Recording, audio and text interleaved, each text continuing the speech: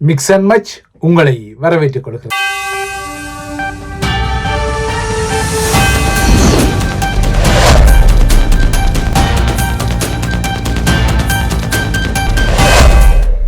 நல்லூர் திருவிழா தினமும் காலை மாலை சிறப்பு நேரலையில் உங்கள் விளம்பரங்களும் இடம்பெற இன்றே அழையுங்கள். ஸ்ரீலங்காவின் சுகாதார சேவையில் ஹிஜாப் பாணி சீருடைகளை அனுமதிக்க கோரும் முஸ்லிம் தரப்பு இதனை ஒரு வாத பிரதிவாதமாக இலங்கையின் சமூக வலைத்தளங்களில் உருவாக்கியுள்ள பின்னணியில் இந்தியாவில் முஸ்லிம் மாணவி ஒருவர் பாடசாலை சீருடையுடன் ஹிஜாப் அணிவதற்கு அனுமதி கோரி தாக்கல் செய்த மனுவை அலகாபாத் உயர்நீதிமன்றம் தள்ளுபடி செய்த புதிய செய்தி அக்கறையில் வந்திருக்கின்றது. இந்த வழக்கில் வழங்கப்பட்ட தீர்ப்பில் இஸ்லாமிய மதத்தில் இல்லைனால் மார்க்கத்தில் ஹிஜாப் அணிவது அவசியமான மத நடைமுறை என்பதை நிரூபிக்க முறையான ஆதாரங்கள் இல்லை என்பதை சொல்லி உயர் நீதிமன்றம் இந்த தீர்ப்பை வழங்கியிருக்கிறது. இலங்கைக்கும் இந்தியாவின் நீதித்துறைக்கும் இடையில் வேறுபாடுகள் இருக்கின்றன. இரண்டு கட்டமைப்புகளும் வெவ்வேறாக இருக்கக்கூடும் என்றாலும் அலகாபாத் நீதிமன்றத்தின் நேற்றைய இந்த தீர்ப்பு தற்போது கல்முனை ஆதார வைத்தியசாலையை மையப்படுத்தி வாத பிரதிவாதங்களையும் அதிர்வுகளையும் தீவிரமான கொதி நிலையையும் உருவாக்கும் ஹிஜாப் பாணி சீருடைகளின் விடயத்தில் ஸ்ரீலங்காவுக்கும் சில முன்னுதாரண அதிர்வுகளை உருவாக்கக்கூடும். இந்திய பாடசாலைகளில் சீருடை விதிகள் கட்டாய நடைமுறையில் இருப்பதால் அனைத்து பாடசாலை மாணவர்களுமே ஒரே சீருடையில் பாடசாலைக்கு செல்ல வேண்டும் என்ற நியதி இருக்கின்றது. எனினும் இஸ்லாமிய மாணவிகள் ஹிஜாப்பை அணிவது பல ஆண்டுகளாக நடைமுறையில் இருந்தாலும் கடந்த சில ஆண்டுகளாகவே இந்த ஹிஜாப் பாணி சீருடைகளை மாணவிகள் அணிவதற்கு பல மாநிலங்கள் தடை விதித்து வருகின்றன.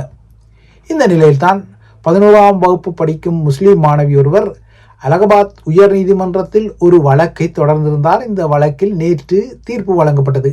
இந்த தீர்ப்பு இலங்கை தீவுக்கும் ஒரு செய்தியை சொல்லாமல் சொல்லிக் கொள்கின்றது. பாடசாலை சீருடையுடன் ஹிஜாப் அணிவ அனுமதி கோரிய இந்த மனு நிராகரிக்கப்பட்டுள்ளது.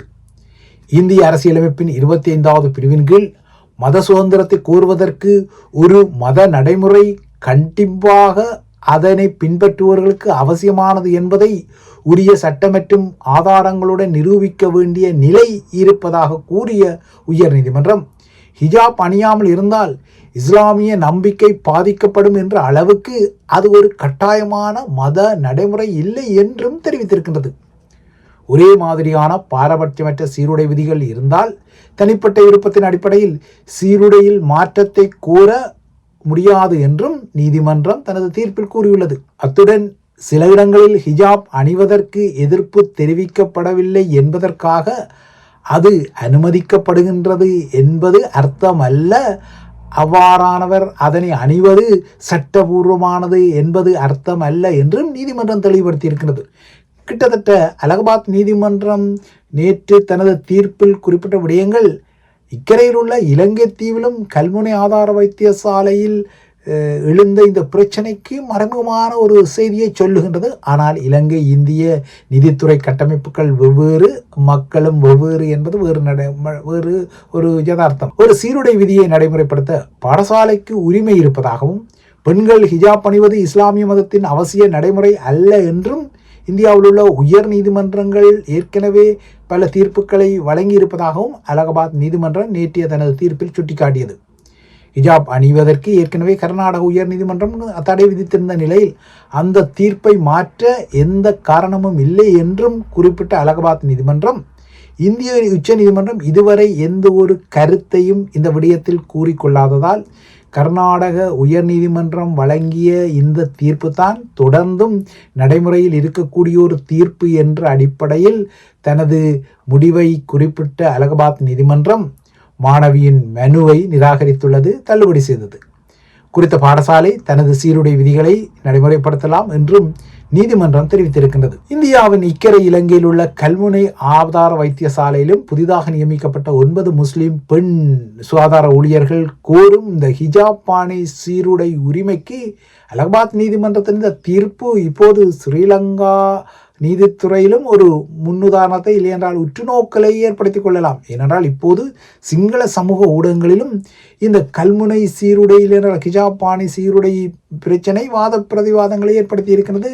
சிங்கள சமூக ஊடகங்களிலும் இவ்வாறான ஹிஜாப் பாணி சீருடைக்கு சாடைமாடியான எதிர்ப்புகள் எல்லாம் தெரிவிக்கப்படுகின்றன.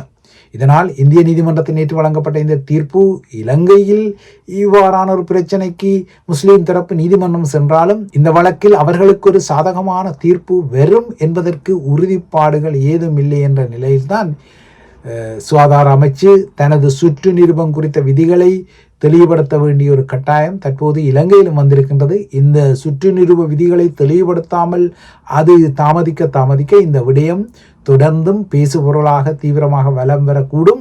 குறிப்பாக தமிழ் பேசும் மக்களை இந்த பேசுபொருள் முரண்பட வைக்கக்கூடும் என்பதும் இன்னொரு விடயம். ஆகையால் ஸ்ரீலங்காவின் சுகாதார அமைச்சு தான் இப்போது இந்த விடயத்தில் பிள்ளையையும் கிள்ளி தொட்டிலையும் ஆட்டும் செய்கை செய்வது போல தெரிகிறது. இதற்கிடையே இந்த பிரச்சனை மையம் கொண்ட கல்முனை வடக்கு ஆதார வைத்தியசாலையின் பணிப்பாளர் வைத்தியர் சுகுணன் அண்மையில் இடம்பெற்ற வாகன விபத்தால் பாதிக்கப்பட்டு சிகிச்சை பெற்று சுமார் 3 வார காலங்களுக்கு பின்னர் மீண்டும் வைத்தியசாலையின் பணிக்கு திரும்பிய நிலையில் அதே வைத்தியசாலையில் அதாவது கல்முனை ஆதார வைத்தியசாலையில் பணிபுரியும் இஸ்லாமிய மார்க்க ஊழியர்கள் சுகுணனுக்காக விசேட துவா பிரார்த்தனை ஒன்றை நடத்தி இருக்கின்றார்கள். இந்த பிரார்த்தனையில் கலந்து கொண்ட அவர் தனது வைத்தியசாலையில் இன மத பேதமின்றி நோயாளிகளுக்கு சேவையாற்ற வேண்டியதன் அவசியம் தொடர்பாக உரையாற்றி தனது நிர்வாகத்தில் வைத்தியசாலைக்குள்ளே இன மத பேதத்திற்கு இடமில்லை எனவும் கல்முனை வடக்கு ஆதார வைத்தியசாலை என்பது இன மத பேதமற்று மக்களுக்கு சமமான சேவையை வழங்க வேண்டிய ஒரு இடம் என்பதையும் அவர் வலியுறுத்தி கொண்டார்.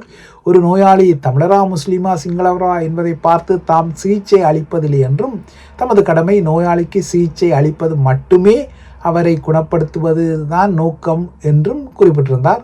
வைத்தியசாலையில் பணியாற்றுபவர்கள் தங்களது தனிப்பட்ட இன மத அடையாளங்களை வைத்தியசாலைக்கு வெளியே பேணிக்கொள்ள முடியும். ஆனால் நோயாளி சேவையில் பாரபட்சம் அற்ற சேவையை அவர்கள் வழங்க வேண்டும் என அவர் கூறியிருக்கின்றவருடைய தொடர்ந்தும் வைத்தியர் சுகுணன் தனது நிலைப்பாட்டில் அதாவது வைத்தியசாலைக்குள் ஹிஜாப் பாணி உடைகளுக்கெல்லாம் லேசாக அனுமதிக்கு வழங்கப்பட மாட்டாது என்கின்ற செய்தியைத்தான் மறைமுகமாக சொல்லியிருக்கின்றார்.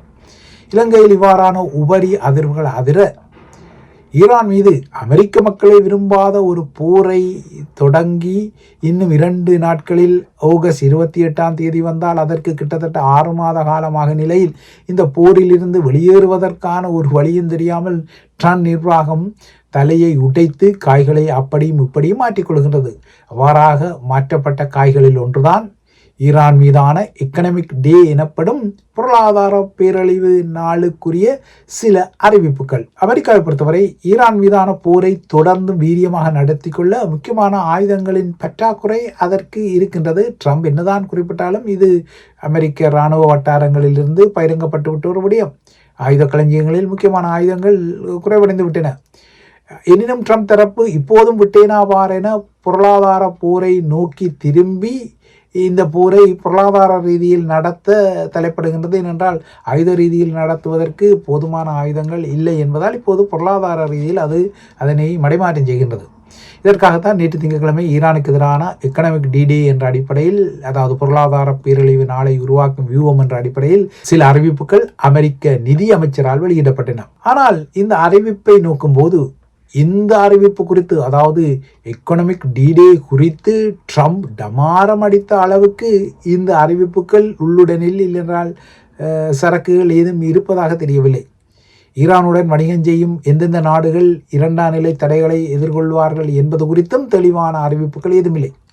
ஆக மொத்தம் ஈரானுக்கு எதிராக எக்கனாமிக் டே அதாவது பொருளாதார பேரழிவு நாள் குறித்து ட்ரம்ப் எச்சரிக்கை விடுக்க முன்னரே அவர் எப்படி இந்த விடயத்தில் வருவார் என்பதை ஓரளவுக்கு தெஹ்ரானும் ஊகித்திருப்பதாக தெரிகின்றது. இதனால்தான் அது ட்ரம்பின் இந்த நேற்றைய அறிவிப்பை என்றால் அமெரிக்க நிதியமைச்சின் நேற்றைய அறிவிப்பை இவ்வளவுதானா என அது எள்ளல் செய்ய தலைப்படுகின்றது. எனினும் ஈரானிய நாணயமான ரியால் வரலாறு காணாத வீழ்ச்சியை தற்போது சந்தித்ததும் கசப்பான ஒரு யதார்த்தம். ஈரானின் அதிகாரபூர்வ நாணயமாக ரியால் இருக்கின்றது. எனினும் உள்ளூர் மக்கள் டோமன் எனப்படும் அதிகாரபூர்வமற்ற அலகை பரவலாக பயன்படுத்துவது நீங்கள் அறிந்த விடயம். ஒரு டோமன் என்பது 10 ரியால்களுக்கு சமனான பெறுமதியை கொண்டுள்ள நிலையில்தான் அமெரிக்காவின் பொருளாதார டே அதாவது பொருளாதார பேரழிவு நாள் அறிவிப்புடன் நாணய சந்தைகளில் நிதி சந்தைகளில் ஈரானிய ரியால் வரலாற்று ரீதியில் கடுமையான வீழ்ச்சியை சந்தித்தது. பிப்ரவரி 28 அன்று அமெரிக்காவும் இஸ்ரேலும் ஈரானை தாக்கிக் கொள்வதற்கு முன்னரே ரியால் நாணயம் கடுமையான பலவீன நிலையில் இருந்தது. அதற்கு காரணம் ஈரான் மீதான அமெரிக்காவின் கெடுபிடிகள், பொருளாதார நடவடிக்கைகள். ஈரானை பொறுத்தவரை கசப்பாக இருந்தாலும் இப்போது இரட்டை இலக்க பணவீக்கத்தில் உள்ளது. இந்த நிலையில்தான் ரியால் நேற்று மீண்டும் புதிய வீழ்ச்சியை சந்தித்துள்ளது. ஈரானியர்கள் உண்மையில் அன்றாட வாழ்வுக்கு தற்போது அவலப்படுகின்றார்கள். என்ன பொருளாதார நடவடிக்கை இருக்கின்றது. ஈரானிய அதிகாரமையும் என்னதான் போரில் அது ஒரு சூளுரைகளை விடுத்தாலும் சொல்லிக்கொண்டாலும் ஈரானிய மக்களை பொறுத்தவரை அவர்களின் தினசரி வாழ்வு என்பது பெரும் சவாலுக்குரிய நிலைமைதான். போர் ஆரம்பிக்கப்பட்டதிலிருந்து, அதாவது பிப்ரவரி 28 ஈரானில் அரிசியின் விலை 60% உயர்ந்துவிட்டது. மாற்றச்சியின் விலையோ 150%க்கும் அதிகமாக உயர்ந்துவிட்டது. மொத்த உள்நாட்டு உற்பத்தி 5% அதிகமாக வீழ்ச்சி அடைந்து விட்டது. இதெல்லாம் சர்வதேச நாணய நிதியத்தின் கணிப்புடன் யதார்த்தமாக கசப்பாக தெரியும் உண்மைதான். இதற்கிடையே வளைகுடா நாடுகள் மீது ஈரான் ஏவுகணை தாக்குதல் நடத்தியதால் மறு அறிவிப்பு வரும் வரை ஈரானுடன் அனைத்து வணிக மற்றும் வணிக பரிமாற்றங்கள் மற்றும் நிதி பரிவர்த்தனைகளை நிறுத்தி வைப்பதாக ஐக்கிய அரபு அமீரகம், அதாவது எமிரேட்ஸ், கடந்த வாரம் அறிவித்திருந்தது. ஆனால் உண்மையில் ஈரான் ஒரு ஏவுகணை தாக்குதலை நடத்தாமலேயே அவ்வாறாக ஈரான் ஒரு தாக்குதலை நடத்தியதான சாக்கில் அமெரிக்காவின் உந்துதலில் தான் வளைகுடா நாடுகள் இந்த வணிக துண்டிப்பை செய்தன என்பது நேற்று அமெரிக்க நிதியமைச்சர் அவிட்டுவிட்ட விடயங்களில் அம்பலமாகிக் கொண்டது. தாம் சொல்லித்தான் வளைகுடா நாடுகள் ஈரானுடனான இந்த வணிக தொடர்பை துண்டித்ததாக அமெரிக்க நிதியமைச்சர் கூறியிருக்கிறார். ஆகையால் ஈரான் ஏவுகணை தாக்குதலை நடத்தியதை அடுத்து தான் தாம் இந்த முடிவை எடுத்ததாக அமீரக நாடுகள் சொல்லி கொண்டதும் பொய் என்பது நேற்றுடன் அம்பலப்பட்டிருக்கின்றது. இதேபோல ஈரானுடன் வணிகம் செய்யும் ஒவ்வொரு நாடும் ஈரானுடனான நிதி தொடர்புகளை துண்டிக்க வேண்டும் அல்லது அமெரிக்காவின் பதிலடியை எதிர்கொள்ள நேரிடும் என்றும் அவர் எச்சரித்திருக்கின்றார். ஆனால் எந்தெந்த நாடுகளுக்கு இந்த எச்சரிக்கை விடுக்கப்படுகின்றது என்பதை அவர் சொல்லவில்லை. ஏனென்றால் ஈரானுடன் வணிகம் செய்யும் நாடுகள் எல்லாம் சாதாரண நாடுகள் எல்லாம் சீனா, துருக்கி போன்ற அமெரிக்காவின் மிகப்பெரிய பங்காளி நாடுகள், பாகிஸ்தான் போன்ற நாடுகள் எல்லாம் இருக்கின்றன. ஆகையால் அமெரிக்காவுக்கும் இது ஒரு புலிவாலை பிடித்த கதை தான். அமெரிக்காவின் ஈரான் மீதான பொருளாதார அழுத்தம் இனியும் ஒரு அரசியல் அழுத்தமாக மாறுமா, அதாவது இந்த எக்கனாமிக் டிடே அறிவிக்க பின்னர் இது ஒரு அரசியல் அழுத்தமாக மாறுமா என்பது உறுதிப்பாடான நிலையில்லை. அப்படி மாறாவிட்டால் அது மீண்டும் ஒரு முறை அமெரிக்காவுக்கு கடுமையான அடியாக மாறும். ஏனென்றால் ஈரானிடம் இன்னமும் ஹோர்மூஸ் என்ற ஒரு முக்கியமான மூலோபாய துருப்புச்சீட்டு இருக்கின்றது. இந்த துருப்புச்சீட்டு இருக்கும் வரை ஈரான் இந்த போர்க்களத்தில், அதாவது இந்த நீர்வழிப்பாதையை யார் கட்டுப்படுத்துவது என்பது ஒரு ஈகோ பிரச்சனையாக இருந்தாலும் இன்று வரை இந்த பிரச்சனையில் ஈரானின் கை ஓங்கி இருப்பதால் இது ஒரு முக்கியமான துருப்புச்சீட்டு. இதனால் இந்த நீரினை முற்றாக ஈரானிடமிருந்து மீளெடுக்கப்படும் வரை அமெரிக்கா என்னதான் நகர்ந்தாலும் அதற்கு முழுமையான வெற்றி கிட்டப்போவதில்லை என்பதும் நிதர்சனமானது.